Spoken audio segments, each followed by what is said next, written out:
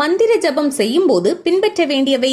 தெய்வ வழிபாடு எவ்வளவு சிறப்புக்குரியதோ அதே போன்று பூஜை அறையிலோ அல்லது தனியொரு இடத்திலோ அமர்ந்து தெய்வீக மந்திரத்தை மனதிற்குள் உச்சரித்தபடி செய்யும் ஜப வழிபாடும் அத்தகைய சிறப்புக்குரியது. அது தொடர்பான சில தகவல்களை இங்கே தெரிந்து கொள்வோம். மந்திர ஜபம் செய்வதற்கு துளசி மாலை அல்லது ருத்ராட்ச மாலையை பயன்படுத்துவதே சிறப்பானது.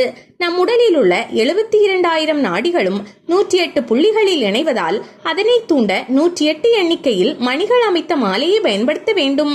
ஜபிப்பதற்கான மாலையை வலது கை நடுவில் மற்றும் கட்டை விரல் கொண்டு மட்டுமே பிடிக்க வேண்டும். ஆள்காட்டி விரலால் பிடித்து ஜபித்தால் உரிய பலன் கிடைக்காது. ஜபிக்கும் வேளையில் தர்ப்பை ஆசனம் அல்லது கம்பளி துணியில் அமர்வது அவசியம். ஏனெனில் மந்திர ஜபம் செய்கையில் நம் உடலில் மின்னூட்டம் ஏற்படும். அவை நமது உடலிலேயே தங்க வேண்டும்.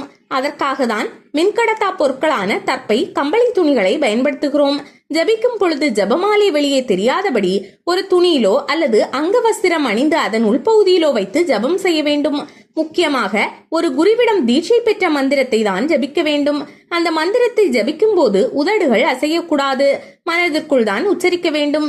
இதனை மானச ஜபம் என்று அழைப்பார்கள். எந்த ஒரு செயலும் அதற்குரிய இடத்தில் செய்யும் போதுதான் சிறப்பு பெறும். உணவு தயாரிக்கும் பணியை சமையல் அறையில் அல்லாமல் வேறு அறையில் செய்தால் அசௌகரியம் ஏற்படுவது இயல்பு.